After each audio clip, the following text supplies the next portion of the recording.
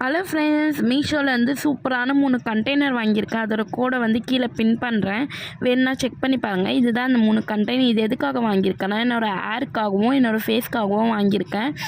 So சூப்பராக இருக்குது product. நான் கூட நினச்சேன் என்ன எப்படி வருமோன்னு சொல்லிவிட்டு. நான் ஒரு 65 ருபீஸ் தான் வாங்கியிருந்தேன்.